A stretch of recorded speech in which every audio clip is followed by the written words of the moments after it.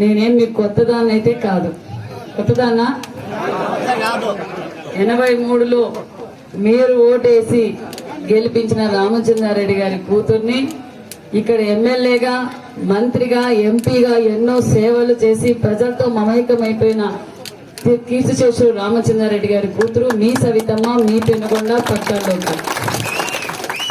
చాలా సంతోషం. నాకు చంద్రబాబు నాయుడు గారు తెలుగుదేశం జనసేన ఉమ్మడి అభ్యర్థిగా ప్రకటించిన రోజు నుంచి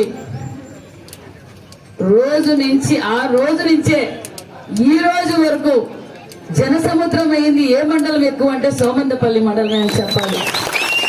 అంత ఉత్సాహంగా వచ్చి అక్క మేము నీతో ఉన్నాం, నువ్వేం భయపడద్దు, మా సోమందపల్లి మండలం అంటానే తెలుగుదేశం అంటానే సోమందపల్లి మండలం హైయెస్ట్ మెజార్టీ నాదే వస్తుందక్క అని పంచాయతీల వారిగా వచ్చి నాకు సంఘీభావం తెలిపి నాకు ధన్యవాదాలు తెలిపిన ప్రతి ఒక్కరికి పేరు పేరున ఈ సభ ద్వారా ధన్యవాదాలు తెలియజేస్తున్నాను.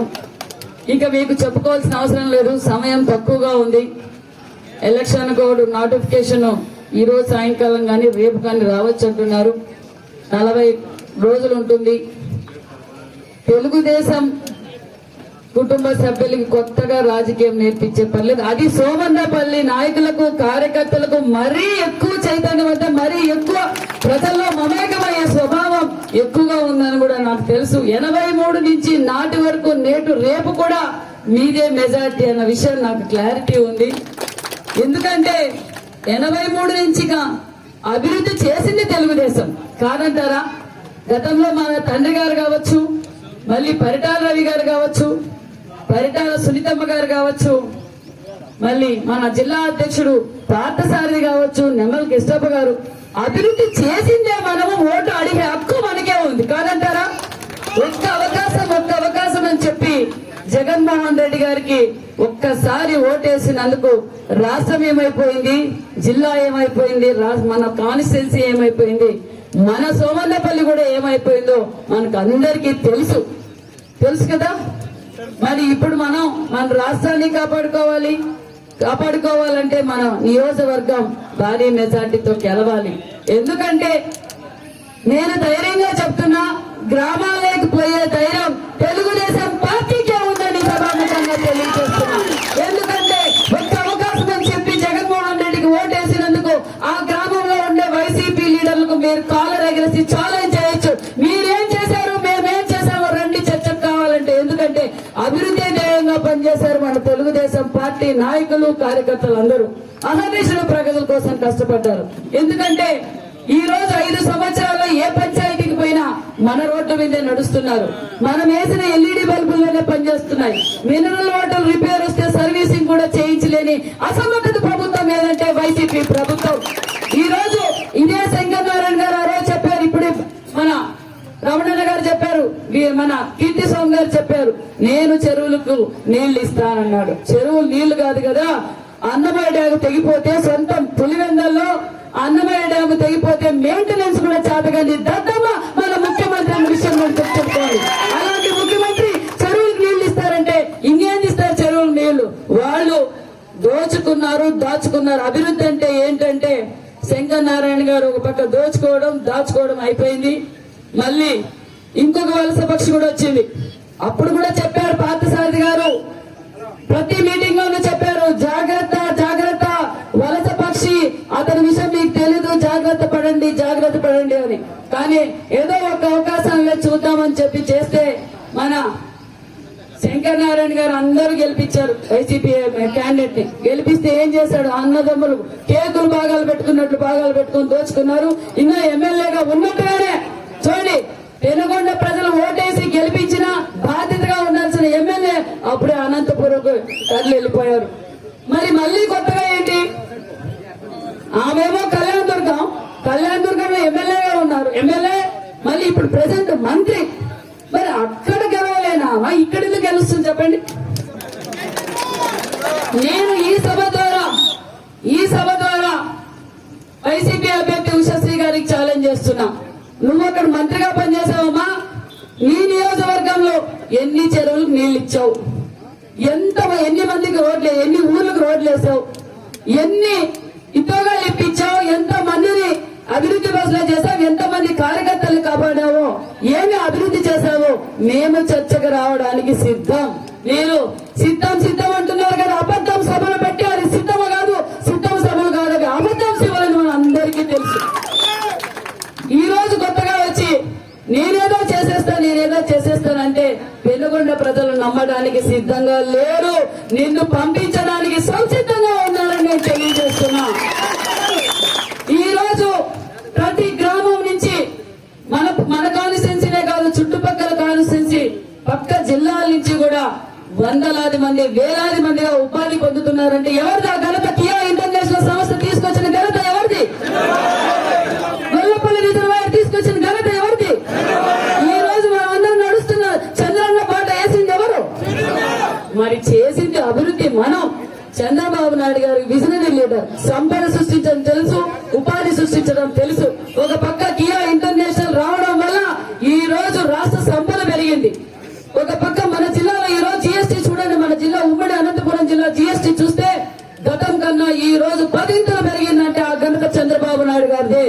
రాష్ట్ర స్థాయిలో పరిశ్రమలు ఉన్నాయి అంటే అది చంద్రబాబు నాయుడు గారిదే. ఈ రోజు మళ్ళీ తాగునీరు, సాగునీరు కావాలన్నా, ఉపాధి కావాలన్నా, మహిళా సాధికారత కావాలన్నా, రైతన్నులు బాగుండాలన్నా మనం తెలుగుదేశం పార్టీతోనే సాధ్యమవుతుందని మీరు ప్రజల్లోకి వెళ్ళాలి. ప్రతి ఒక్క గడపకు తొక్కాలి. ఈ సూపర్ సిక్స్ స్కీమ్స్ మనం ప్రజల్లోకి తీసుకెళ్లి చెప్పాలి. ఇప్పుడే స్వామి చెప్పారు, ప్రతి స్కీమ్ గురించి చెప్పారు కాబట్టి మీరు ఖచ్చితంగా సూపర్ 6 ప్రోగ్రాం గురించి ప్రతి ఇంటికి చెప్పాలి. ఎందుకంటే అభివృద్ధి చేయకుండా అబద్ధాలు చెప్పడమే జగన్మోహన్ రెడ్డి గారికి అలవాటు, ప్రభుత్వానికి అలవాటు. ఏమైనా 4.5 సంవత్సరం నుంచి జగన్మోహన్ రెడ్డి ప్రజల్లోకి రాలేదు. రోడ్డు మీదే నడవలేనాయన, పైనే నడిచాడు. ఎందుకు? అవసరం లేదు ఆయనకి. పైన అయితే ఏరియల్ సర్వేలో ఏ భూములు ఎక్కడున్నాయో అని మార్క్ వేసి చూపించవచ్చు ల్యాప్టాప్ లో. ఏది కబ్జా చేయొచ్చు ఈజీగా. ఈ నాయకులు పంపించి మీరు ఇది కబ్జా చేయండి, మనం దోచుకోవడం దాచుకోవడమే. ప్రభుత్వ భూములు అయిపోయినాయి. ఇప్పుడు కొత్తగా భూమి మన భూమి మీద మన డాక్యుమెంట్స్ మన దగ్గర ఉండవంట, జగన్మోహన్ రెడ్డి దగ్గర ఉంటాయంట. మరి ఏంటి? ఆ జగన్మోహన్ రెడ్డి మన పత్రాలు తీసుకొని, మన తరతరాల నుంచి వచ్చింది పత్రాలు తీసుకొని ఆయన ఏం చేస్తాడంటే అవి కూడా కుదువు పెడతాడు. పెట్టారా లేదా? హెచ్డిఎఫ్సి బ్యాంక్ అదే ఒరిజినల్ డాక్యుమెంట్స్ ఉంటే కుదువు పెట్టేసి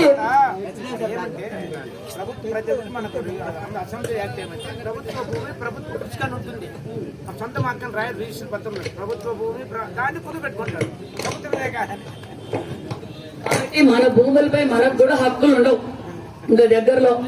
కాబట్టి ఈ సమయంలో మీకందరికీ తెలియజేసేది ఒక్కటే, నాకు ఎలాంటి గ్రూపులు లేవు. నాకు ఒకటే గ్రూపు, తెలుగుదేశం కుటుంబం. నా ప్రయత్నం నేను చేశాను. అందరూ ఎవరు ట్రయల్ వాళ్ళు చేసుకుంటారు. చంద్రబాబు నాయుడు గారు యువత మహిళకు అవకాశం ఇవ్వాలి, ఒక బీసీ కురుబ మహిళకు కూడా అవకాశం ఇవ్వాలని చెప్పి చంద్రబాబు నాయుడు గారు నాకు ఇచ్చారు. నాకు మాత్రం ఎలాంటి గ్రూపులు లేవు. దయచేసి మీరందరూ మీ చెల్లిగా, మీ అక్కగా, మీ బిడ్డగా భావించి మీరు గెలిపించుకోవాల్సిన బాధ్యత మన అందరికీ ఉందని కూడా తెలియజేస్తున్నాం. ముఖ్యంగా నిజంగానే మన స్వామి చెప్పినట్లు సోమందపల్లి మహిళా కమిటీ కూడా అదే విధంగా పనిచేసింది. ఈ రోజే కాదు, గత 5 సంవత్సరాలుగా ఎన్నో కేసులు, ధర్నాలు నాతో పాటు మీరు చేశారు. నేనేం మిమ్మల్ని కాదన్నా లేదు. ముఖ్యంగా ఎన్నో పనులున్నా కూడా మీలా కాకుండా మా మహిళలకు చాలా పనులు ఉంటాయి. మీరేమో రెడీ అయ్యి వచ్చేస్తారు, మేము ఇల్లంతా సర్దుకొని రావాలి కదా, కాదంటారా?